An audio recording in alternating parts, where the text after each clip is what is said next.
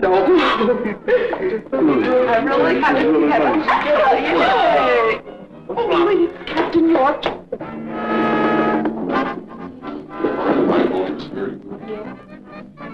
I keep forgetting.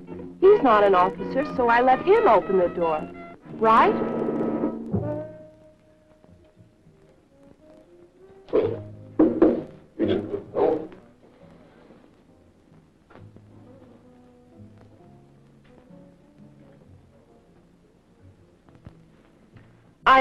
I never know which one to use. Now, let me see. Oh, well, I wasn't too hungry anyway.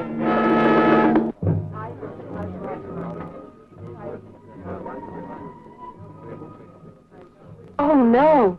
No one's talking to the guest of honor.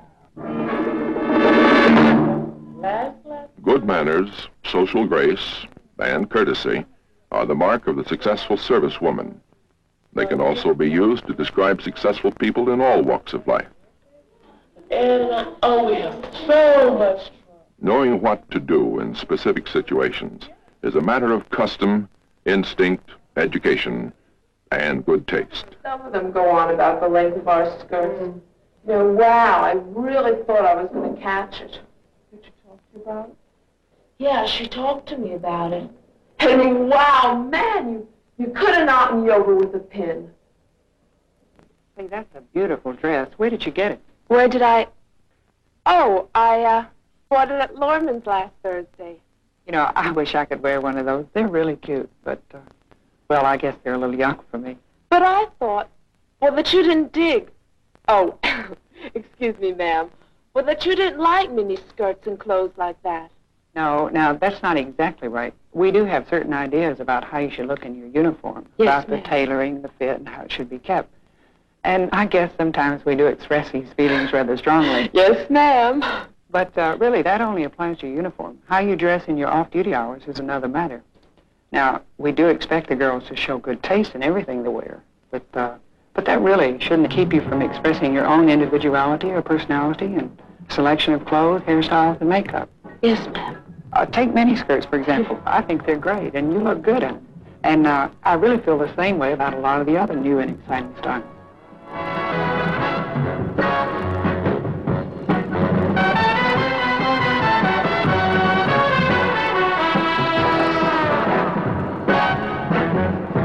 They're all fine, in the right place and at the right time. Well, you might say that's the key to the whole thing, the right place and at the right time. And I feel the same way about makeup and jewelry. Because, well, you'd probably look a little dowdy if you didn't wear, you know, more dramatic makeup in the evening, something that would set off your costume. Yes, ma'am. But, well, I really have no argument with any of it, so long as it's appropriate and worn at the right time. Wow, I really never knew you thought that way about it, Captain York. Well, I can't wear many of the new styles myself, but I like them. In fact, I think they're just fine. Well, between you and I, Captain York, a lot of the people around here would be very surprised. You know, some of the girls think that she's old-fashioned, and I don't know, you know, just out of it. Let me tell you something, girls. Anybody that thinks that about Captain York is like making really one big mistake. You know, she happens to be an absolutely groovy person and really a swinger. Boy, you really changed your mind about her in a hurry. Anyway, I'm glad to see that running into Captain York didn't spoil your evening. It didn't at all. Well, that's great, because mine was such a mess. Really? What went wrong? Everything that could possibly go wrong went wrong. You know, they were all little things, but boy, they really added up and wrecked my evening. The whole thing started in the restaurant. Even ordering the food was a big problem. No soup. No soup. soup. Okay. That's right. And then I will have the roast beef, please. Roast beef. That, yes, roast beef medium rare. And then I would like to have, no, I'm sorry. The gentleman would like to baked potato. I want to bake potato. You want roast beef, sir? No. The lady would like to have the roast beef. I'm terribly sorry. Yes. No, that's all right. No, I would like the roast beef medium rare. Right. And then I would like to have... With the baked potato. No. Sour cream. It was a mess, all right. A real mess. both of us talking at the same time. Wow. The orders got so mixed up, like it was just terrible. Well, that shouldn't give you any trouble, Sandy. That's really no problem at all. You can find out all about that kind of stuff in any book of etiquette. I can? Sure. Here, I'll explain to you how it works. All you have to remember is to always tell your escort what you'd like to have, and then let him place the order for you. That's right, Sandy. Just tell Frank. I would like the shrimp cocktail, please. Roast beef with a baked potato and a tossed salad. Good evening, sir. You care to order now?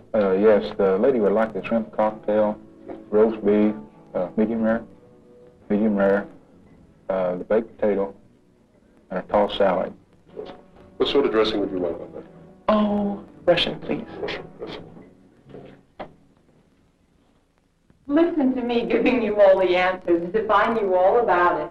Sandy, don't let it fool you. I get into plenty of messes myself. Do? I sure do. Well, just the other night, when I was on my way out with Tom... Oh, here, that's... It was only a little thing, but it was so confusing. I have to stop and think these days, because I can't remember when I'm supposed to open the door and when I'm not. Well, all day long I open doors. And stand when I talk to the officers I work with. After a while, you get used to that. But I get kind of confused, because after 1,700 hours, this little pumpkin changes and becomes the lady. They stand for me. Boarding is directed, ma'am. Let's go. Oh, fine. How was it? And they open doors for me. Not bad. Not bad at all. I mean, it just takes a little thought and a little remembering once in a while. But it's all worthwhile. Well, I really enjoy this being a girl. Oh, it's so great. Well, my dear, I'm glad to see you've got all your problems solved. I wish I could say the same about myself. Oh, come on, Sandy. Maybe you're exaggerating. Not. It couldn't have gone that bad. Oh, it couldn't. Huh? Oh, okay. Come on, tell Mama all about it. What happened? All kinds of things. Now, listen, you know I don't embarrass easily. But, man, as soon as we got in that restaurant, I knew I was in trouble. I didn't know which one to use, and I didn't want to look like a fool.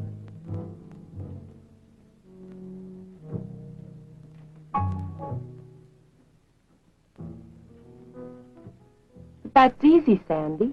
You don't have to worry about a thing like that. I used to get bugged by that, too, but no more. Now you can find out what each piece of silverware is for. But if you don't know, all you have to do is work from the outside of the service into the plate.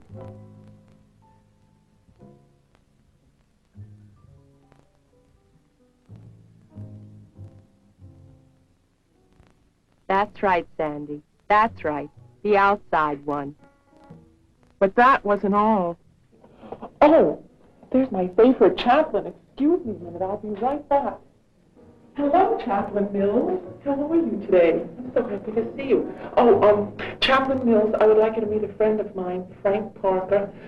Frank, I would like you to meet Mrs. Come on, Sandy, you can do it. Just remember the rules. Always present the gentleman to the lady. In the military, it's the junior to the senior member. And always mention the lady's name first. It's simple. Mrs. Mills, Chaplain Mills, may I present Sergeant Parker? Good evening, Sergeant Parker.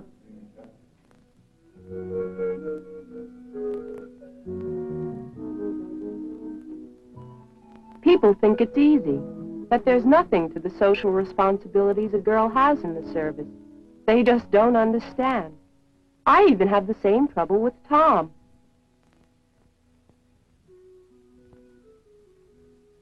What's the big deal? So you have to set up a reception for the new sergeant major. What's so tough about that? What's so tough? Well, you may not realize it, but there's a lot to setting up an affair like this. It just doesn't happen, you know.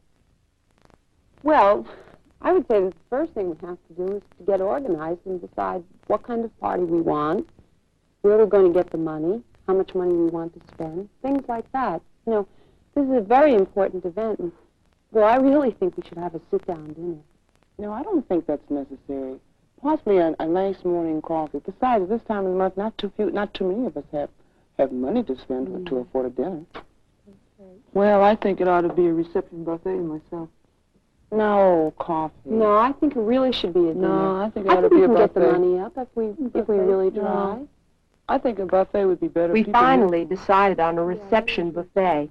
The next thing we had to do was find out how much the unit fund could afford to give us, and that took some doing. And then we had to set up a committee to help select the food and beverages, and that was also a lot of time and a lot of work. And then one of my jobs was to figure out who to invite and to get the invitations out. And if you think that's an easy job, you're making another big mistake. I didn't say it was easy, Susan. I didn't say that. And then I spent all afternoon with the first sergeant helping to set up the receiving line. And then after that, we had to check and make sure everything was according to regulation. Well, I'm glad that's all over with. There'll still be 1,000 things to do at the reception itself. I mean, I'll be so glad when tomorrow's over. No, it really was wonderful after all. I told you you'd have a good time. What's there to do at a reception? Is that so? Well, let me tell you what can happen if all you think about is just having a good time. We could have had a very embarrassing situation on our hands if it hadn't been handled correctly. There's more to it, Tom, than just having a good time. As an aide, I have to see that it all runs smoothly, that each name is passed on to the line correctly, and that the line flows so that the guest of honor doesn't wind up talking to nobody. You know, getting people to mix and mingle is a very important part of any party. Fran, we purposely avoided having tables and chairs at this party so everybody would talk and mingle a lot more, and here are you girls having your own little private party going. Come on, get with it. Hey, girls, wouldn't you like to come and meet the new Sergeant Major? Come on, she's over there, okay? Hey, that does take a lot of doing, doesn't it? I'm sorry, sweetie. I didn't mean to put you down. Good appearance, social graces, personal development of this kind pays off in career advancement, social acceptance, and personal fulfillment. A pretty good deal.